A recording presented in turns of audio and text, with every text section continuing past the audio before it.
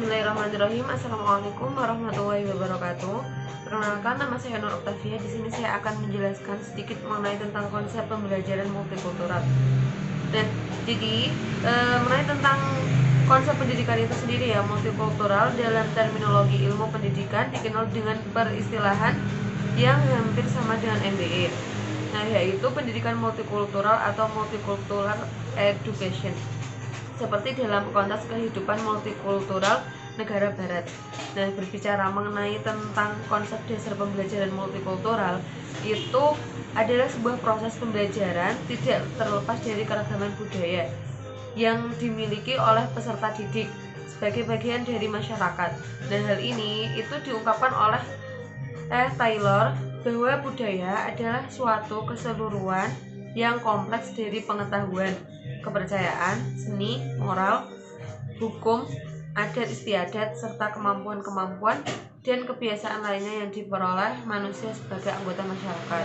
Nah, berdasarkan pengertian tadi itu, di dalam proses pembelajaran tidak dapat lepas dari unsur kebudayaan. Seperti yang pertama, kebudayaan merupakan suatu keseluruhan yang kompleks. Yang kedua, kebudayaan merupakan suatu prestasi kreasi manusia yang material, artinya berupa bentuk-bentuk prestasi psikologi seperti ilmu, pengetahuan, kepercayaan, seni, dan sebagainya. Nah, ada juga kebudayaan dapat pula berbentuk fisik seperti hasil seni, terbentuknya kelompok-kelompok keluarga. Nah, ada juga kebudayaan merupakan suatu realitas yang objektif yang dapat dilihat. Yang terakhir adalah kebudayaan tidak terwujud dalam kehidupan manusia yang soliter atau terasing, tetapi hidup di dalam suatu masyarakat tertentu.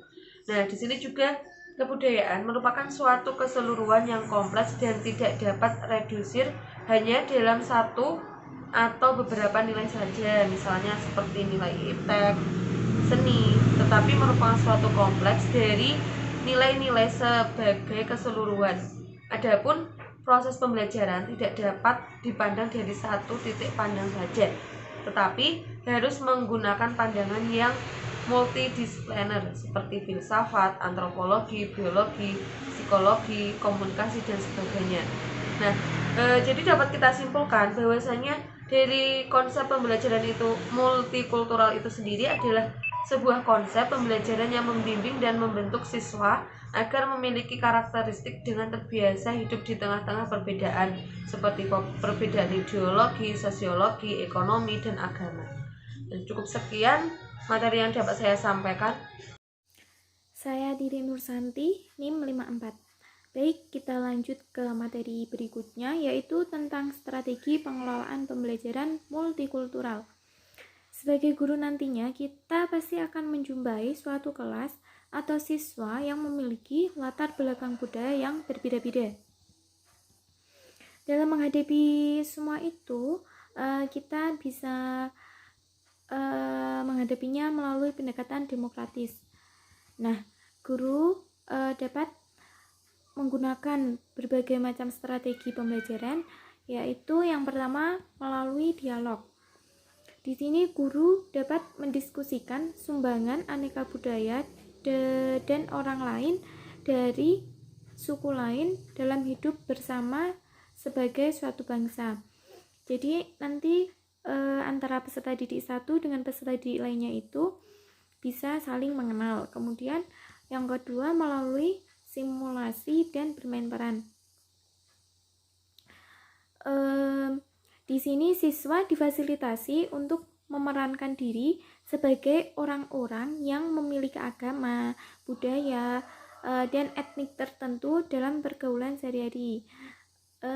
Jadi dengan bermain peran tadi itu bisa saling memahami agama ini itu seperti apa, budaya ini seperti apa gitu.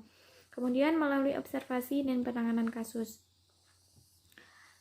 siswa dan guru itu difasilitasi untuk tinggal beberapa hari dalam suatu masyarakat multikultural. Kemudian mereka diminta untuk mengamati proses sosial yang terjadi di antara individu dan kelompok yang ada. Kemudian jika di situ terjadi suatu konflik, nah mereka itu bisa melakukan sebuah mediasi atau mencari solusi bersama. Materi selanjutnya yaitu peran guru dan pendidik dalam menerapkan pendidikan multikultural. Peran guru tentunya didukung oleh sekolah. Nah, sekolah ini berfungsi untuk menanamkan kesadaran di kalangan generasi muda akan identitas dirinya, identitas kolektif, serta menumbuhkan calon warga negara yang baik dan terpelajar dalam masyarakat yang majemuk. Kemudian peran guru diantaranya yaitu yang pertama membangun paradigma keberagaman. Jadi di sini guru itu harus bisa bersikap demokratis. Yang kedua, menghargai keberagaman bahasa. Yang ketiga yaitu membangun sensitivitas gender. Nah, dalam hal ini guru itu dituntut memiliki wawasan yang cukup tentang kesetaraan gender. Nah, wawasan ini itu sangat penting karena apa? Guru merupakan figur utama yang menjadi pusat perhatian bagi peserta didik di kelas, sehingga diharapkan guru itu bisa bersikap adil dan tidak diskriminatif terhadap peserta didik, baik laki-laki maupun perempuan, antara yang satu dengan yang lainnya. Kemudian membangun sikap kepedulian sosial. Selanjutnya membangun sikap anti diskriminasi etnis, membangun sikap anti diskriminasi terhadap perbedaan kemampuan, dan membangun sikap anti diskriminasi terhadap perbedaan kemampuan. Nah, pada beberapa peran guru yang disebutkan tadi, pada intinya guru itu harus menjadi teladan bagi peserta didik, harus bisa mencontohkan supaya dalam memahami tentang pendidikan multikultural itu peserta didik lebih mudah untuk menerimanya. Kemudian materi selanjutnya akan dilanjutkan oleh teman saya. Oke, mengenai demokratisasi dalam sekolah, masyarakat ataupun keluarga dalam kaitannya sekolah. Implementasi daripada demokratisasi sekolah ialah sekolah dalam menentukan sebuah keputusan baru, yaitu dengan cara mufakat atau musyawarah dengan seluruh sivitas akademika di sekolah tersebut. Itu sebagai contoh yang sederhana dalam kaitannya sekolah. Adapun sebagai dalam kaitannya keluarga, demokratisasi ini sebagai contohnya yaitu dalam suatu keluarga dalam menentukan sebuah keputusan ataupun dalam berunding, bermusyawarah ingin menikahkan putrinya, contohnya harus dengan musyawarah dengan keluarganya. Seluruh keluarganya dikumpulkan sehingga menemukan sebuah gagasan yang mana gagasan itu adalah kumpulan dari gagasan semua keluarga yang ada. Oke, yang selanjutnya mengenai implementasi pendidikan multikultural dalam sekolah dalam sekolah, masyarakat dan keluarga. Pendidikan multikultural merupakan sebuah terobosan dalam bidang pendidikan untuk memajukan pendidikan di Indonesia.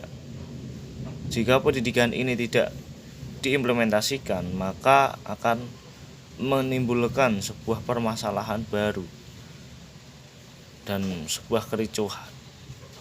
Adapun implementasi pendidikan multikultural dalam sekolah, contoh sederhananya yaitu seorang guru bahasa Indonesia dalam mengajarkan mengenai dongeng. Kayak murid disuruh untuk menulis dongeng sesuai dengan bahasa mereka masing-masing, bahasa daerahnya masing-masing. Dengan ini secara tidak langsung kita ataupun seorang guru itu mempraktekkan nilai implementasi pendidikan multikultural dalam lingkup sekolah.